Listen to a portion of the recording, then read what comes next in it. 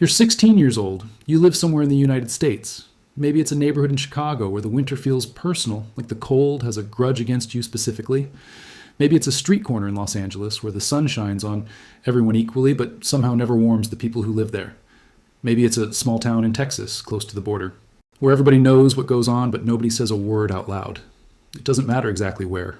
What matters is that you know the feeling of watching, of waiting, of being invisible in a world that moves around you like you're a rock in a river.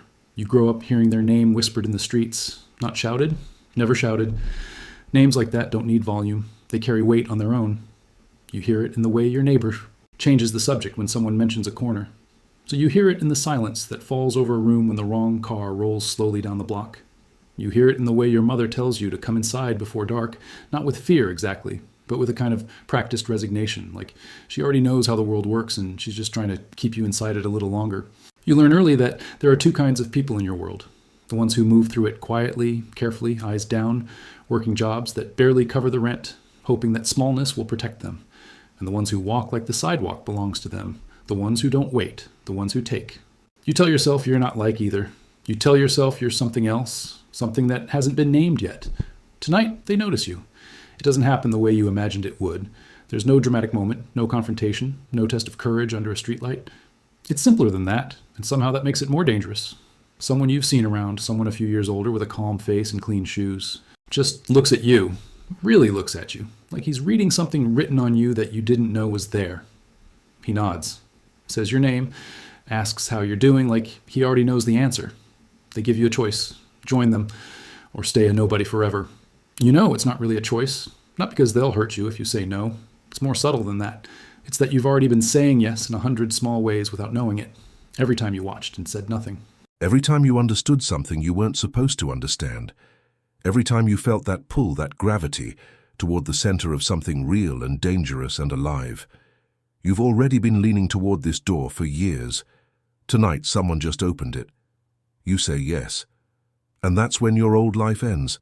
This is what your life would really look like at every rank inside the most powerful criminal organization operating in the United States, from the bottom to the top. And the price you pay for every inch of power you climb. At first, you're nothing, and nothing is exactly what they want you to be. Your job in those first weeks and months is almost embarrassingly simple. You watch a corner, you count cars, you memorize faces. You carry packages from one address to another without opening them, without asking what's inside, without hesitating at the door. You earn almost nothing. Sometimes it's a few $100s a week. Sometimes it's less. Nowhere near enough to justify the risk you're carrying in your jacket pocket or your backpack or the bottom of your sneaker. But you're inside. And that distinction, as small as it sounds, reshapes your entire world. Your status on the street shifts almost immediately. Not because you're bragging, you don't say a word. But people notice the company you keep. They notice who nods at you. They notice whose car slows down when you're walking and whose window rolls down when you're standing still. You didn't change. But the way the world reads you changed completely. You learn discipline faster than you ever learned anything in school. You learn that being late is the same as being disrespectful. You learn that making noise about your role is more dangerous than anything law enforcement could do to you. You learn that the worst thing you can do at this level isn't getting caught by police. It's making the people above you uncomfortable. It's drawing attention. It's being the loose thread that someone eventually decides to pull. So you stay quiet, you stay reliable, you do exactly what you're told, nothing more and nothing less. And slowly, almost imperceptibly, you stop being invisible. You become useful. And useful is the first step toward everything else. Now you're trusted. That word trusted might be the most dangerous word in this world. Because trust here doesn't mean what it means anywhere else. It doesn't mean someone likes you or believes in you. It means someone has decided you're worth the risk of giving you more responsibility. It means they've watched you long enough to believe you won't crack under pressure, won't talk when you're scared, won't make decisions that embarrass the people above you. You carry responsibility now, real responsibility. You're not just watching corners, you're enforcing expectations. When someone in your area falls behind, you're the one who shows up to remind them what's expected. When there's a problem that needs to be handled quietly and quickly, your name comes up. You handle problems, not loudly, not messily, efficiently, like someone who understands that the goal is always resolution, not drama. Money starts coming in at a different rate now. You're not rich. Don't misunderstand. But you have enough. Enough to help your family without explaining where it comes from. Enough to feel the difference between surviving and living. Enough to understand for the first time in your life what it feels like to have something people want to take from you. Respect follows money the way night follows sunset. And with respect comes something you didn't expect. Identity. For the first time, you know exactly who you are and where you stand. There's a terrible comfort in that clarity, even if everything it's built on is wrong. You realize something important in those quiet moments, driving back late at night or sitting alone with your thoughts before sleep. You're no longer pretending. The version of yourself that was performing toughness, performing belonging, performing confidence, that version is gone. What's left is real, and what's real is becoming one of them. Now people fear you. That shift happens gradually and then all at once, the way most important changes do. One day you're still proving yourself, and the next day you realize you don't have to prove anything anymore. Your name carries weight, not just in your immediate circle, in wider circles, in other neighborhoods, across the invisible borders that divide territory in your city. You settle disputes, not because you're asked nicely, because you're the person whose judgment gets respected when there's conflict. You send messages. Sometimes those messages are words delivered calmly in a room. Sometimes there's something else entirely. You make examples.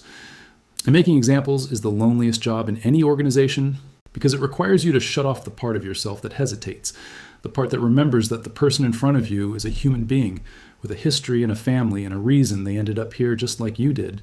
You make real money now, not generational wealth, not the kind that buys you legitimate power in the above-ground world, but enough that you start to understand why people do this for decades.